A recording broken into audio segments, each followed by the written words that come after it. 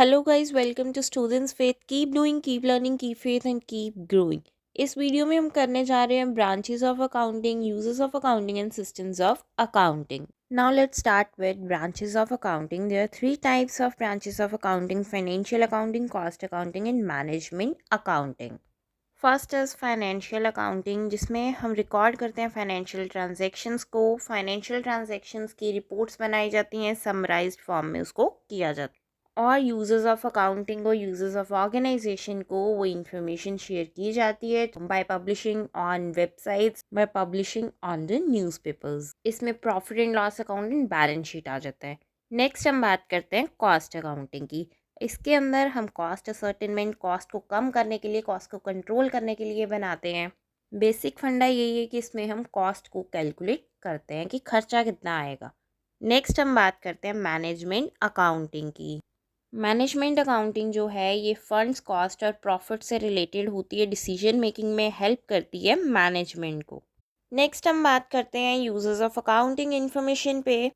Internal users हो सकते हैं, एक्सटर्नल यूजर्स हो सकते हैं। इंटरनल यूजर्स में आते हैं ऑनर्स, एम्प्लॉयज़, मैनेजमेंट। और एक्सटर्नल यूजर्स में आते हैं banks, financial institutions, investors, potential investors, creditors, government and it's authorities, researchers, consumers, public. अभी हम देखते हैं कि इतने सारे लोग एक कंपनी की फाइनेंशियल स्टेटमेंट में इंटरेस्टेड क्यों हैं। Internal users, honours. ऑनर्स ने अपनी कैपिटल इन्वेस्ट की होती है और उनको प्रॉफिट चाहिए होते हैं, तो इसलिए ओनर्स जो हैं वो कंपनी के फाइनेंशियल स्टेटमेंट में इंटरेस्टेड होते हैं। मैनेजमेंट इसलिए इंटरेस्टेड होती है अकाउंटिंग इन्फॉर्मेशन में क्योंकि उसने न्यू प्रोजेक्ट में इन्वेस्ट करना होता है, सेलिंग प्राइस, कॉस्ट को कंट्रोल करना है, तो बहुत सारे रीजंस होते हैं। एम्प्लॉयज़ क्यों इंटरेस्टेड होते हैं? क्योंकि अगर एक कंपनी ग्रो करेगी तो उनकी भी ग्रोथ कंपनी की ग्रोथ के साथ होती है। कंपनी अच्छा ग्रो करेगी तो कंपनी के एम्प्लॉयज़ को बोनस मिलेगा, इंसेंटिव्स मिलेंगे। नेक्स्ट हम बात करते हैं एक्सटर्नल यूजर्स की, कि बैंक्स या फाइनेंशियल इंस्टीट्यूशंस जो हैं इन्होंने कंपनीज को मनी लेंड की होती है, तो इनको इंटरेस्ट टाइम पे मिलेगा या नहीं, इस वजह से इस चीज़ को चेक रखने के लिए बैंक्स और फाइनेंशियल इंस्टीट्यूशंस कंपनी की फाइनेंशियल स्टेटमेंट्स में इंटरेस्टेड होते हैं।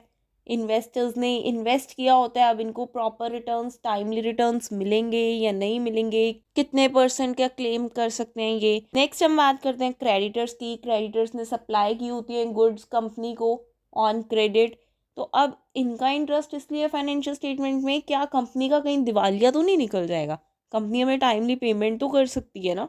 नेक्स्ट हम बात करते हैं गवर्नमेंट की। गवर्नमेंट ने बहुत सारे टैक्सेस लेने होते हैं कंपनी से, तो इस वजह से गवर्नमेंट का भी कहीं ना कहीं इंटरेस्ट है फाइनेंशियल स्टेटमेंट्स ऑफ कंपनी में। नेक्स्ट हम बात करते हैं रिसर्चर्स की। वो रिसर्च वर्क कर रहे होते हैं कंपनीज के ऊपर, वो अकाउंटिंग इन्फॉर्मेशन को यूज़ करते हैं, इसलिए कंज्यूमर्स जो हैं उनका फाइनेंशियल स्टेटमेंट्स में क्यों इंटरेस्ट है? क्योंकि अगर कॉस्ट ऑफ प्रोडक्शन कम हो जाती है तो देयर आर चांसेस कि प्रोडक्ट के प्राइजेस भी कम हो सकते हैं। अब पब्लिक का क्यों इंटरेस्ट है किसी भी कंपनी की फाइनेंशियल स्टेटमेंट में? क्योंकि पब्लिक में से कोई सप्लाई कर रहा है, कोई एम्प्लॉयमेंट के लिए जा रहा है कंपनी के पास, कोई इन्वेस्ट कर रहा है, कोई म्यूचुअल फंड्स में इन्वेस्ट कर रहा है, तो इसलिए पब्लिक का भी इंटरेस्ट रहता है। नेक्स्ट हम बात करते हैं सिस्टम्स ऑफ अकाउंटिंग की। फाइनेंशियल ट्रांजैक्शंस को रिकॉर्ड करने के लिए दो तरह का सिस्टम है: double entry system, single entry system. हम जो अकाउंटिंग में फॉलो करते हैं that is double entry system. Debit side is equal to credit side. Balance sheet की दोनों साइड्स जो है वो इक्वल होनी चाहिए। P&L बना रहे हैं तो दोनों साइड्स इक्वल होनी चाहिए।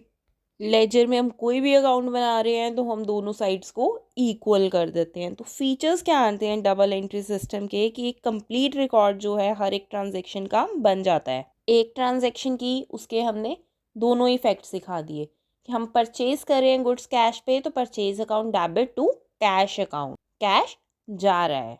तो इसी एंट्री से हमें पता चलता है कि अगर परचेजेस आई हैं तो कैश गया है। दो इफेक्ट्स हो गए हैं तो हमने वही दो इफेक्ट्स दिखाने हैं। नेक्स्ट पॉइंट क्या आ जाता है कि two fold aspect of every transaction है, जिसे हमें रिकग्नाइज करना होता है अपनी बुक्स में। एक साइड डेबिट रहेगी, दूसरी साइड क्रेडिट रहेगी।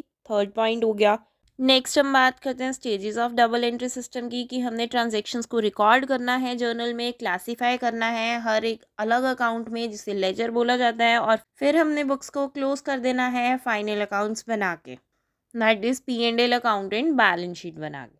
एडवांटेजेस क्या रहती हैं डबल एंट्री सिस्टम की? साइंटिफिक सिस्टम है, ऑब्जेक्टिव्स को अचीव करने में हेल्प करता है, कंप्लीट रिकॉर्ड ऑफ ट्रांजैक्शंस आ जाता है, इससे एक्यूरेसी मेंटेन हो पाती है, प्रॉफिट एंड लॉस डिटरमिन हो जाता है, प्रॉपर डिटेल्स रहती हैं, फुल डिटेल्स रहती हैं, कंट्रोल आ जाता है, कंपैरिजन कर सकते हैं, मैनेजमेंट को हेल्प मिल जाती है डिसीजन मेकिंग में, और फ्रॉड्स जो हैं वो डिटेक्ट इजीली हो जाते हैं, अगर मिस एप्रोप्रिएशन है तो वो भी डिटेक्ट इजीली हो जाएगी।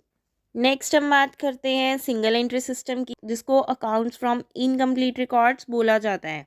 अभी यहाँ पे हम debit side is equals to credit side नहीं कर रहे हैं, डबल एंट्री सिस्टम को फॉलो नहीं कर रहे हैं, सिर्फ एक ही एस्पेक्ट को रिकॉर्ड करेंगे, दोनों एस्पेक्ट्स को रिकॉर्ड नहीं करेंगे। सभी अकाउंट्स बनाने की जगह पे सिर्फ पर्सनल अकाउंट और कैश बुक को ही मेंटेन किया जाता है। अब क्योंकि ये सिस्टमेटिक नहीं है तो इस वजह से इनकम्प्लीट भी है और रिलायबल भी नहीं है। क्योंकि अब डबल एंट्री सिस्टम से ट्रांजैक्शंस रिकॉर्ड नहीं हो रही हैं तो ट्रायल बैलेंस भी प्रिपेयर नहीं हो पाएगा, P&L और बैलेंस शीट भी प्रिपेयर नहीं हो पाएगी। Thank you so much guys for being in the series. अगर आपको ये वीडियो पसंद आ रही है तो इसको अपने दोस्तों के साथ शेयर ज़रूर कीजिएगा, ताकि उनको भी कॉन्सेप्ट्स को इजीली समझने में हेल्प हो सके। और अकाउंटिंग पे और वीडियोस देखने के लिए चैनल को सब्सक्राइब करना ना भूलिएगा।